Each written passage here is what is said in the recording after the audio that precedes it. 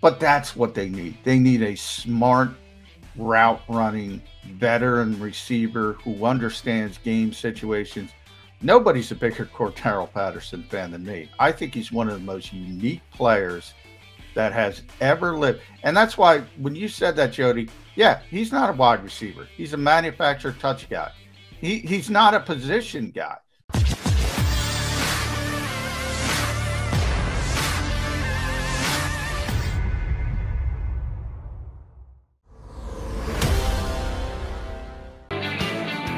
You got Mac and Mac here, John McMullen and Jordan McDonald, Birds 365. Yes, the Eagles return to the field this week. Yes, we're actually going to see an Eagle football game. What was yesterday like with no Eagles football? I watched the Washington football team and the Cowboys for sure, and then jumped around to the rest of the National Football League. But yes, we get the Birds back. What is your availability this week, JM? When are you going to be able to talk to people directly involved, coaches, players, and the like, leading into the return of the Philadelphia Eagles? Nothing till Wednesday. The schedule's actually coming out today, so Wednesday will be a typical Wednesday.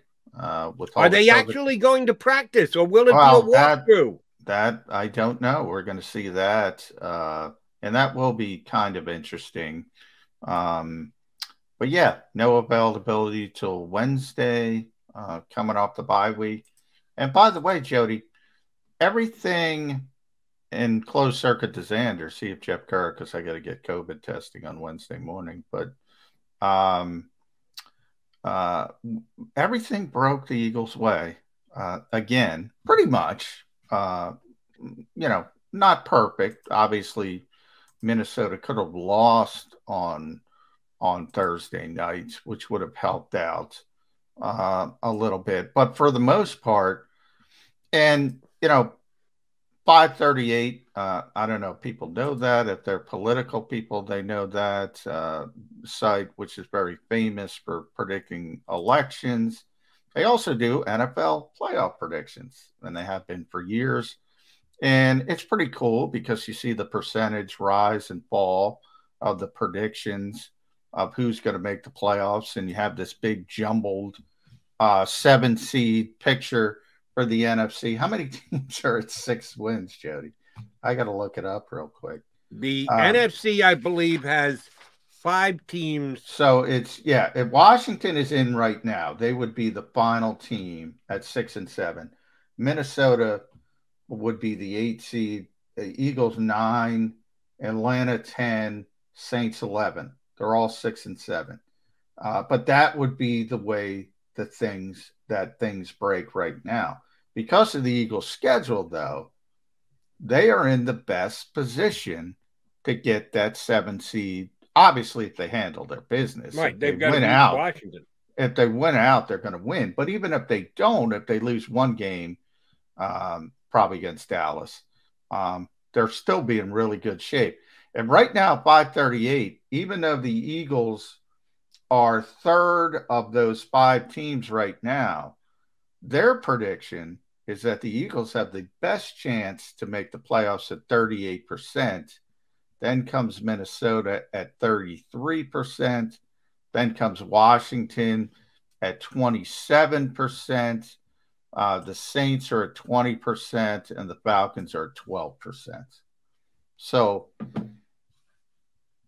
the Eagles have the easiest path for the playoffs because of their schedule down the stretch. And that is kind of predicated on them beating Washington twice. First things first, you start with they have to beat the Giants.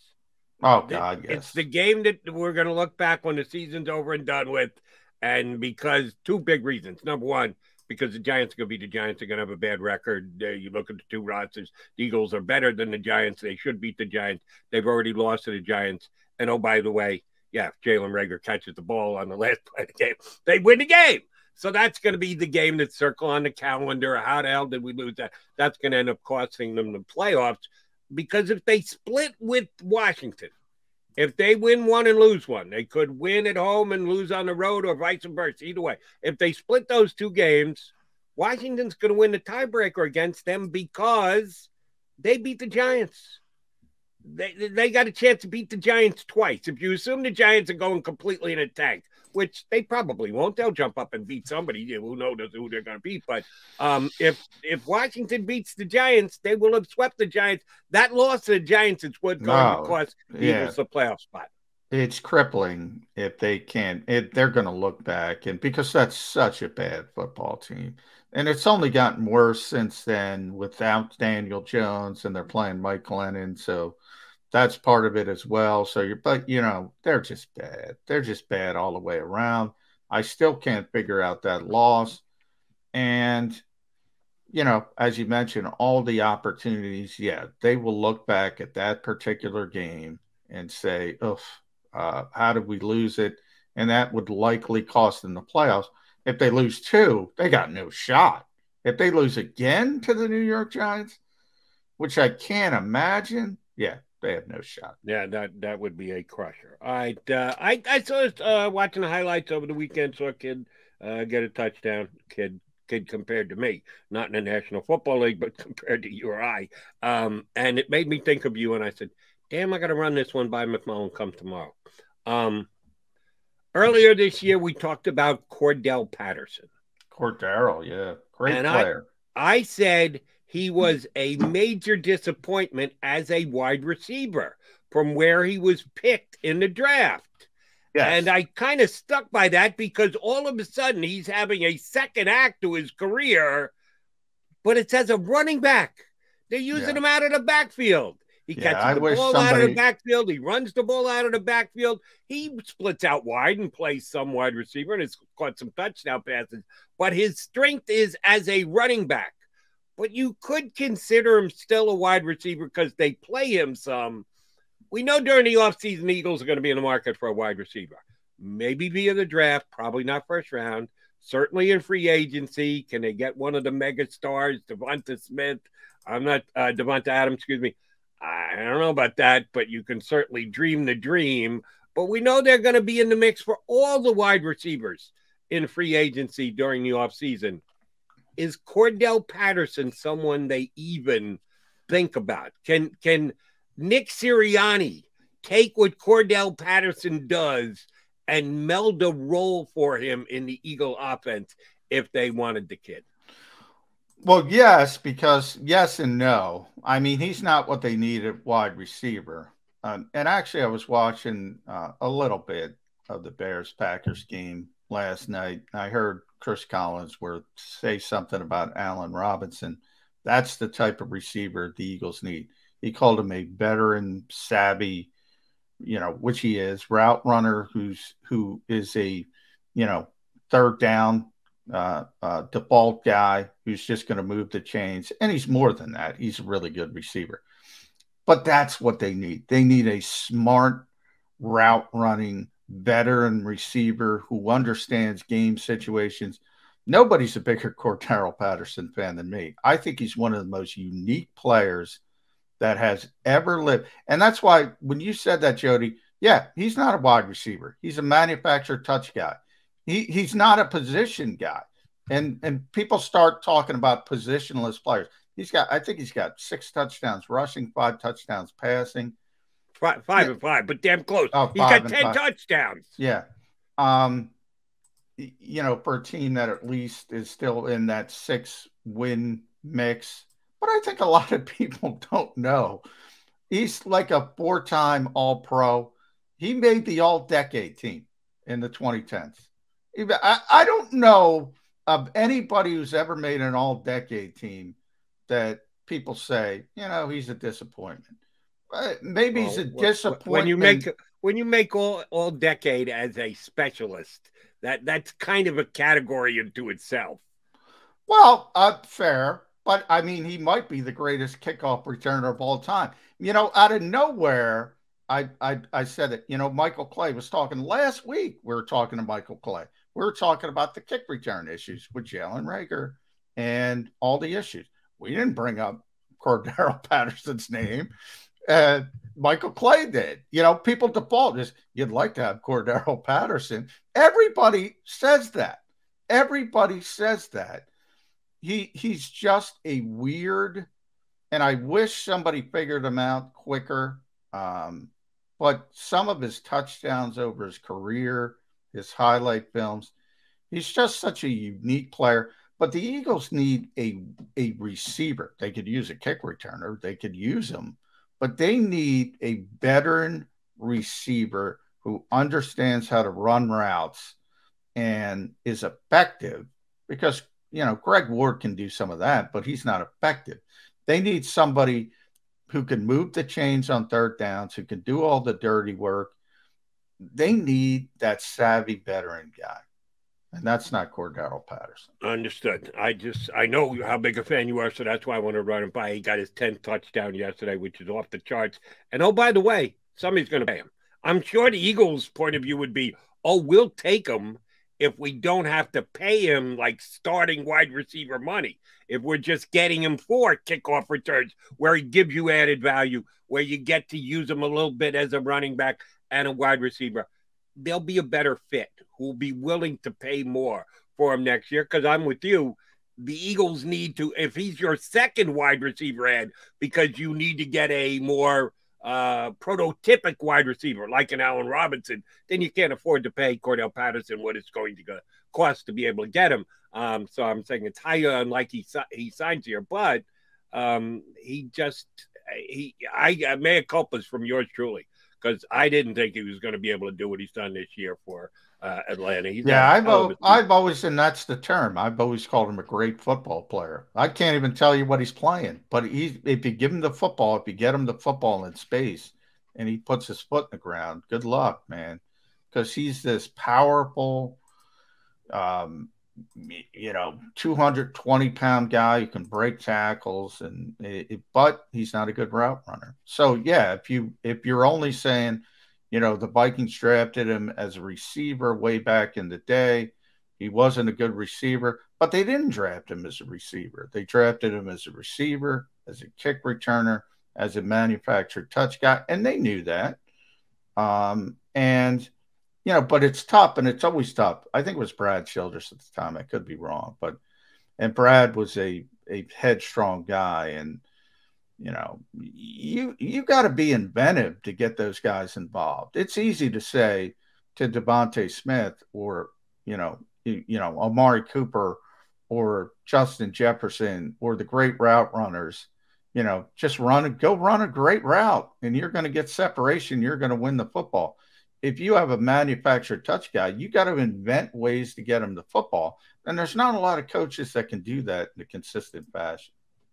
No, and I think I've seen enough from Nick Sirianni that I'd be willing to go along with him if he said, I'll find a way to use him. I like what Sirianni has done, because I'm not blaming him for the created touches for Jalen Reagor. I'm more blaming Jalen Reagor.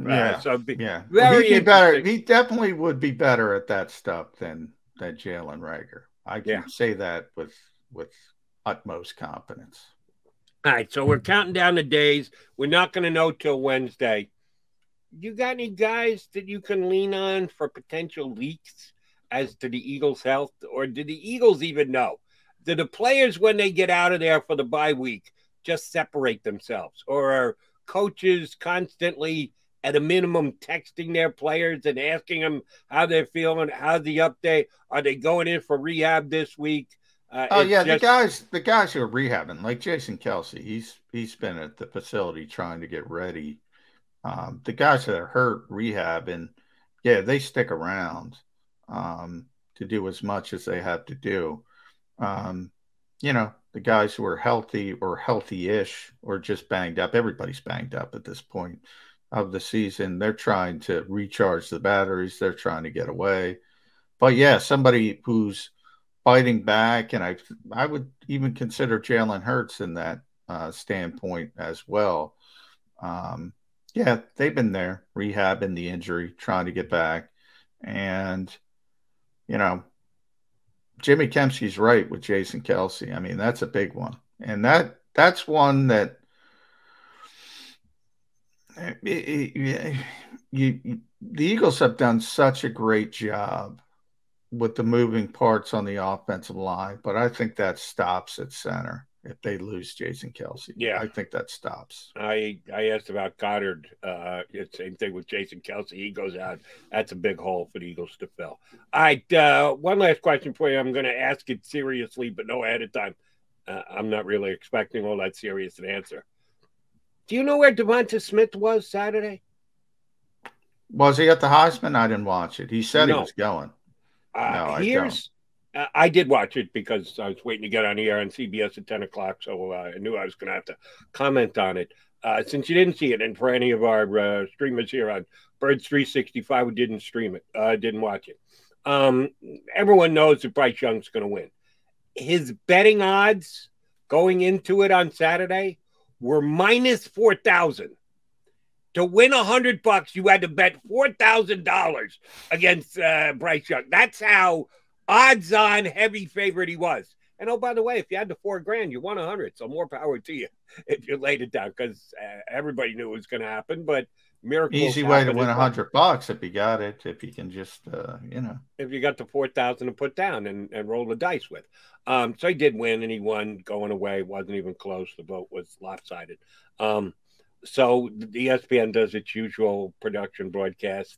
They give you an hour plus, and they run all the highlights and talk to the parents ahead of time, and they drag it out for 55 minutes.